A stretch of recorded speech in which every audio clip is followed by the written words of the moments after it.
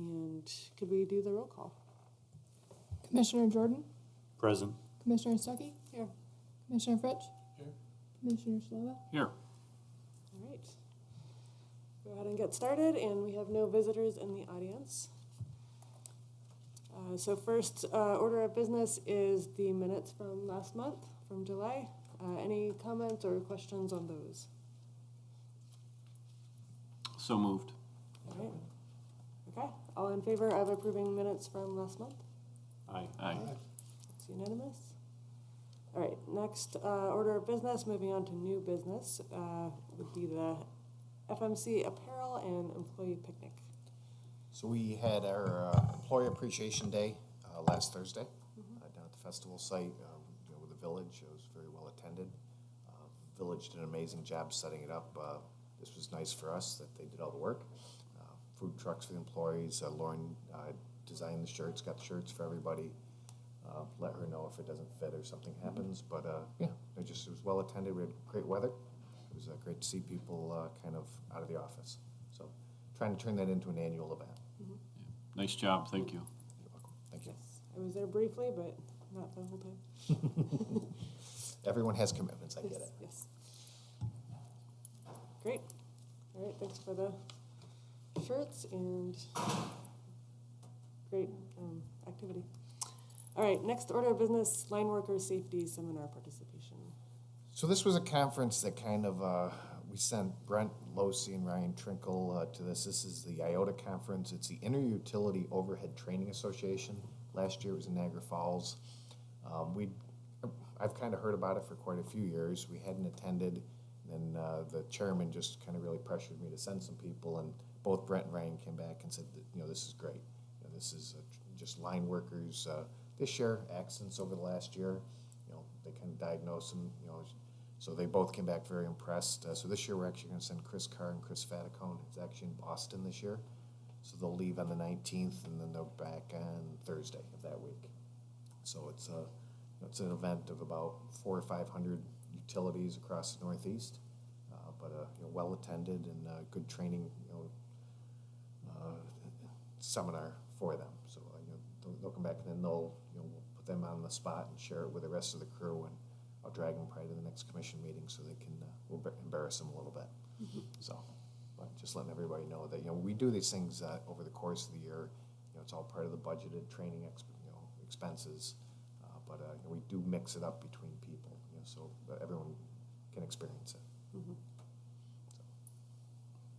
I think those sorts of conferences are important to, just maintain the high level of service and expertise. So that's good. They are. So, and at times it is tough to get people. People have family commitments, so it is tough. But I just, they're going to go over and they'll come back and share the experience. Good. All right, next order of business is the MEUA and NIMPA conference. So we have the MEUA annual event, which will be Tuesday, October 1st and Wednesday, October 2nd. It is in Canandaigua this year. Brian White is the outgoing president. He's been part of the MEUA group for 4 years. He'll stay on for 1 more year as trustee. So I really would like to make a good representation from Fairport. So if you're interested in going, please let me know if you could this week, next week, so I can get registrations done. So what happens, the MEUA event is all day Tuesday, the meetings. There'll be a dinner on Tuesday. Wednesday morning meetings. Then they have a social event Wednesday afternoon, either golf or a boat ride. And then they'll do a formal dinner Wednesday night where Brian will hand over the gavel. And then Thursday morning is the NIMPA meeting. NIMPA is the organization that basically schedule all of our hydro. We get all of our supplemental power through them. That's what passes the RECs and ZECs through the state mandates. So that'll be Thursday morning, then we do a Thursday lunch. So the meetings all day Tuesday, Wednesday morning, and then Thursday morning. You can, come to some, all, none, depending on schedules. But we'd like to register people. If you'd like a room, I can surely get one. Staff is going to go back and forth. The hotel is quite pricey, but we can surely accommodate whatever people would like. So, but I would like to get registrations done especially if you need a hotel room. It may already be booked out, but we'll see. But registration, I think, is due on the 1st, but I'd like to get them in quick. Okay, so try to get back to you this week. This week or no later than next week, if you could, please. Thank you. Great. And then next up is personnel update. So we have made one hire in the line department. We have 2 openings after we had 2 linemen leave us. The gentleman that left, one was a 2nd year and one was a 4th year student. So they're both contributing in the organization.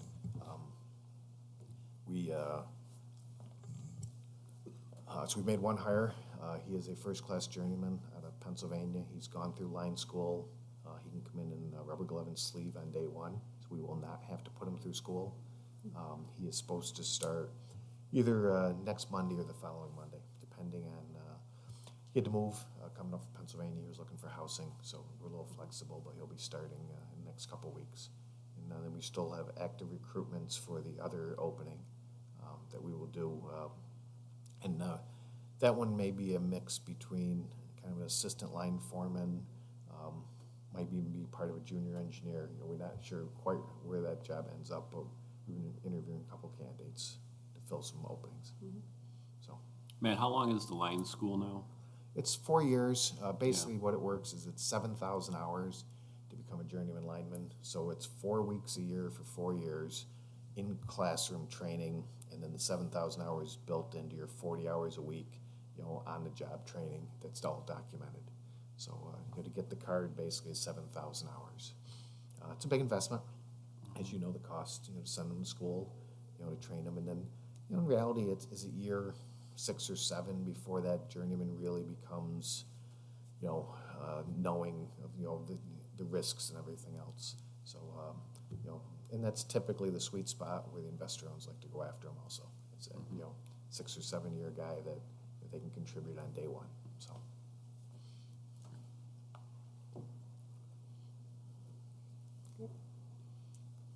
Next up, we had a rate case update. You want to take this one, Holly? You've been talking enough, I can take this one. So we have been going through our interregulatory return or requests. Is that their proper? So basically the IRs where they come back and ask us questions. We're on number 33, I believe. We just submitted those yesterday to the attorneys to review before they submit them. We should be fresh with a new batch probably sometime today. And we're hoping to continue to move forward with the process, but we're not really sure how many to expect total, so we'll just have to keep answering them as best we can. Yeah, the range has been anywhere from, I think Penn Yan had 37 IRs, but Boonville and a few of the others were 150 or 180 IRs. It all depends on what they dig into. You know, it's a large staff at the PSC who's reviewing this. I mean, I think the last conference call there may have been a dozen, you know, accountants, you know, people on with us. Experience is good. You know, we had a very good conference call a week ago or so, which is a nice way to do it. You know, you can kind of talk about and get the answers right then and there instead of going emails back and forth. But you know, we're still. I would hope that we could wrap this up in the next 30 days. But you know, it is up to them. But so far, everything is. The questions they ask are as expected. No surprises. So. Good. Thank you. You're welcome. Next up is fiscal year 23 to 24 update. So we had our external auditors, BST, come out and audit 2 weeks ago. They did most of the on-site work while they were out here. They did the village and FMC. So they did have a couple of entries that they're going to be having us do. One of them was expected with a revenue adjustment to match up to our year end. And then we had another one that was a little bit more unexpected, but we're going to be making those changes. But that's why you won't see the financials for May and June. We want to make sure that they're squared away fully before we present them. We have the PSC report in good shape for year end. We're expecting to have that done at the minimum by August 31st, hopefully sooner. But it's due on August 31st, so it will be August 31st or before. Great. How about the July financial forecast? So this is the July 2024 cash flow. I just want to note our electric bills for the month of July went out on August 1st. So the revenue or the cash is significant. We saw a high increase in cash for the month of July. You'll see a negative for August. So the $1.5 million increase in cash is just a timing issue. That said, we're a little bit higher in terms of our kilowatt hours sold this year so far for June and July. Our cash, we're pretty much level with how we've been doing historically. We're more or less level in terms of our PPAC at this point, so we're getting to the point where we're seeing the historical trend line up with previous years. We have also seen a decrease in the amount of outstanding receivables as we've transitioned over to the Charlotte, North Carolina lockbox site. We have seen an improvement in the processing times through the United States Postal Service, so hopefully that issue is resolved moving forward just because of that warehouse issue with the United States Postal Service. So hopefully moving forward we will not have as much issues with that as well. Good. So I believe we would need to have a motion to approve the financial forecast. Make the motion? Second. All right, any discussion? All in favor? Aye. Aye. Unanimous.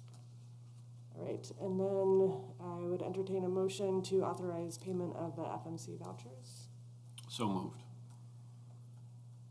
Second. All right, all in favor? Aye. All right.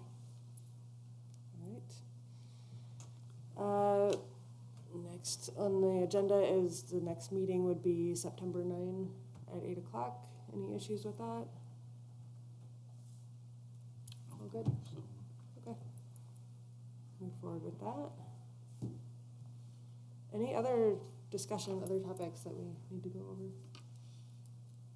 No, it's been typically busy. I mean, we've had a few storms. The guys have, where normally we are 1 or 2 calls a week. They've been averaging 3 or 4, 5 calls a week now. Trees seem really heavy with water. I mean, we've had a lot of large trees breaking off and things that well beyond our normal trimming scope that would have caught things. So guys have been busy. I don't know, Murphy's Law is going to always be they happen in the middle of the night. So unfortunately, they don't get to work in the day. They surely have been up all night working. So they've been busy, which is good. But yeah, nothing huge, just consistently small outages. One interesting story, we had one customer off of Jefferson Avenue last week where a tree branch in the side yard came down, took their service. Fairport Electric came, made the corrective repairs. Within 24 hours, a tree limb in the front yard, different tree, took down the same service, much larger tree. So to your point, Matt, it's true. I mean, there's definitely an uptick of those types of calls, not only locally but countywide. So it's been interesting. I thought it was a misprint when I know. I saw it on my phone. Like, there's no way we're going to the just same fixed that. address. We just fixed that. But no, completely different tree, other side of the house. But yeah, no. You can't make this up. Nope. And those are customer trees, they're not, Correct, Yeah. correct. These are ones, I mean, middle of their yards, and these are great, big, huge, soft maples. I mean, that you couldn't wrap your arms around, that are breaking off just like a windstorm hit them. I mean, I think they're just so full of water that they're just giving up. But yeah, no, it's been really, really busy, and guys were out again Friday night right here in the village for a couple different issues, and yeah.